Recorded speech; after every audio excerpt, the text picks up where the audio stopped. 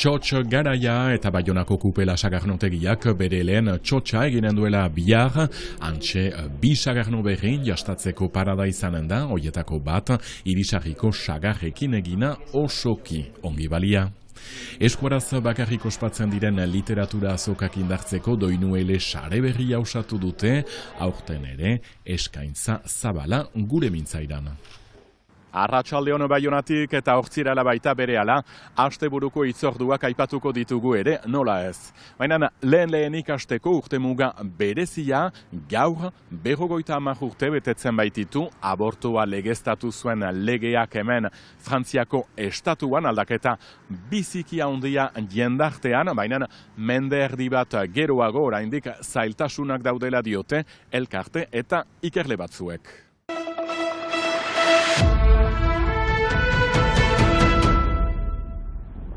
Apirilietik irekia den Baionako Kupela sagardotegiak bere lehen txotxa egingo du larun batean, eta bertan bi sagardo berri dastatzeko parada izanen da.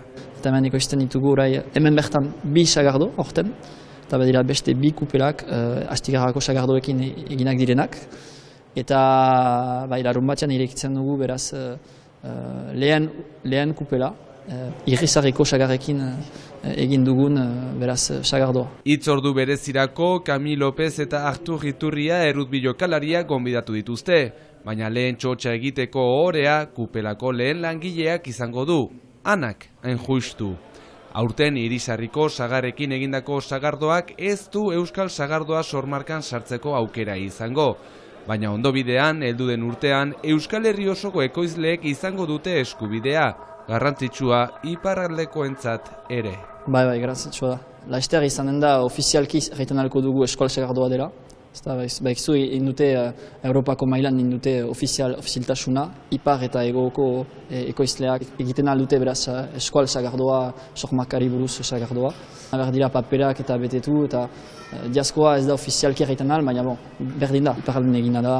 Gainera, historio polita badu, iparraldean egina da, egoaldean tinkatua da, eta berriz tortzen da iparralderat. Indu Basen Nafarroa, Gipuzkoa eta Lapurdi.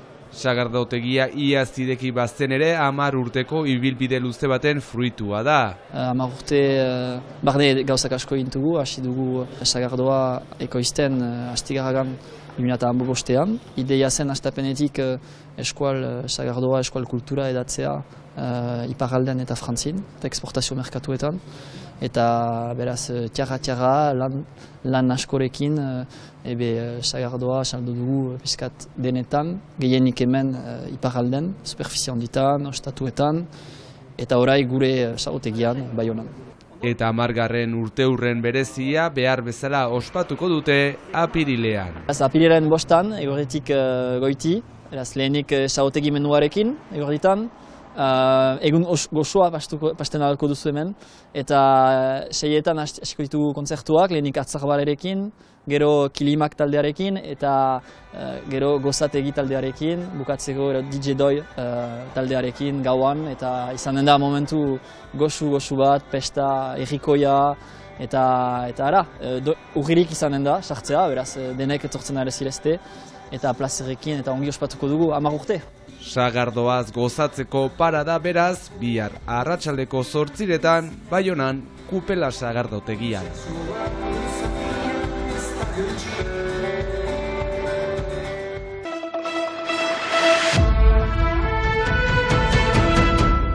Doinuele Euskara Hutsezko literatura azoken sareak aurtengo begitaraua jakinarazi du.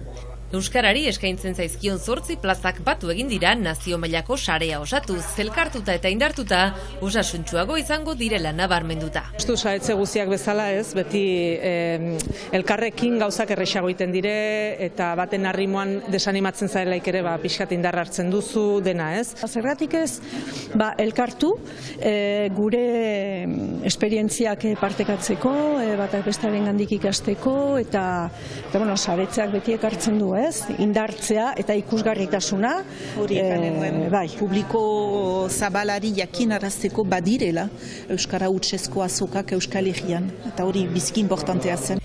Euskarazko azoken territorioa deitu dioten Doinuel elkartean, Baztan, Azkoitia, Zarautz, Ziburu, Hernani, Sara, Oiartzun eta Lazkao batu dira momentuz, eta lehen hitzordua, 20 Baztanen hasiko den euskal novela beltzaren astea izanen da.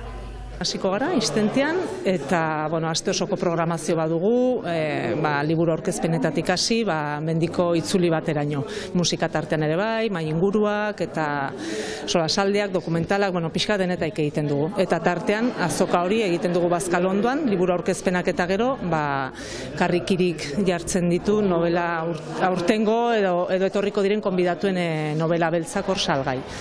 Guztiek dute euskara eman komunean, baina genero eta estiloak oso ezberdinak dira. Erabaki genuen hemengo batzu saiatuko ginela azoka guztietara joaten, gure kideak edo laguntzera, ikustera, bisita eta ezagutzera. Biziki interesgarria da ze desberdinak izan daitezken azokak, ez? Batetik bestera.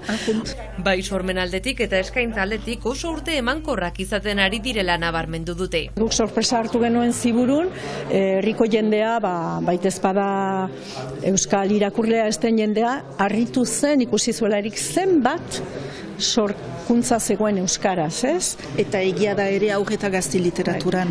Oino gaur egun entzuten dira familiak eta euskaraz ez da gauza handirik aurrendako, eta ahigarria da gaur egun hori entzutzea, jakinezea berastasuna eta zegarapena bizitu duen haur eta gazte literaturak beraz.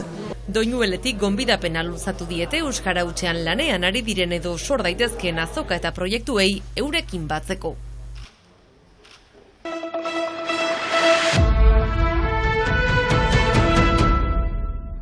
Arratsaldeon berriro ere ikus-entzuleok ikusi duzue, asteburuan txotxa sagardoa dastatzeko aukera izango dugu Baiona, baina bestelarako hitzordu eta proposamenak ere bai ostiralero bezala, eta lehenik Hendaiara joango gara itzulera oso berezi eta bereziki talde hau maite dugunontzat politu batekin Nerea.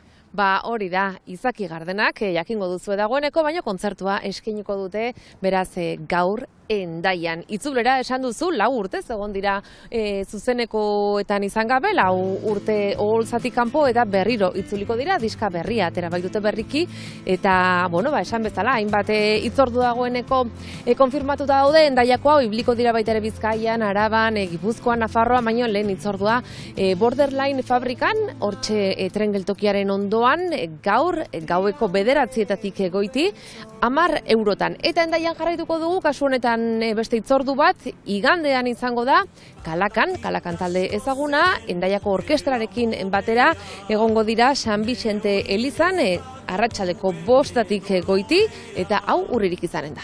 Bikainerea, asteburu musikatua beraz Hendaian, eta ez bakarrik Hendaian, Lapurdiko beste hainbat tokitan ere, eta lehenanik proposatuko izuet, gaur bertan baita ere Larresoron Polin Junkera izango bai dugu kanboko musikaria, Polin eta Juliet bezala bikotean ezagun egintzena, gaur egun kontzertuak emate ditu banaka, eta esan bezala gaur arratsaldeko 7:30 Aldaburua jatetxean egongo da Lezapego konzer ekimenaren barnean.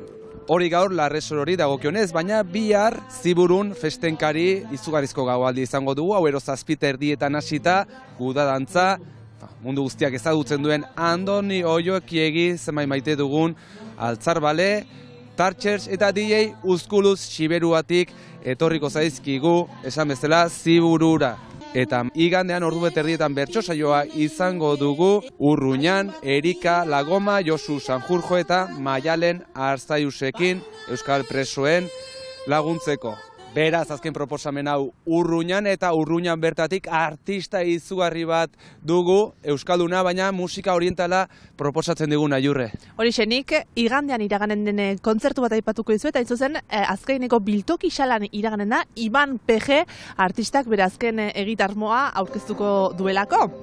Iban PG edo Iban Tuta bezala ezagutua den musikariak, zetaren bideetako doinuak elkartu ditu 2023an plazaratutako diskoan Txinatik Istanbulera doan bidean hartu, eta bertan topatu dituen musika tresna sokadunak elkartu ditu musikaz gain bideoz osatua den proiektuan. Azkeneko ikusgarrian poesia, dantza eta erran bezala zetaren bideetako irudiak ere ikusgai izango dira giro intimistan eskainitako hitzorduan. Ikusgarriarentzat tokiak erreserbatu behar dira eta sarrera 10 eurotan izango da helduentzat eta 5 euro txikientzat. Bikain urre mila esker, gutxinan eta Istanbulen ez gara egongo asteburuan, baina gogoratu igandean, Zalgizen maskaradak aurrera jarraitzen dutela, eta Txina eta Istanbulera joaterik ez dugunez, bertako musikarekin, gaurko gure agurra igandean itzuliko gara astekarearekin. Asteburuan!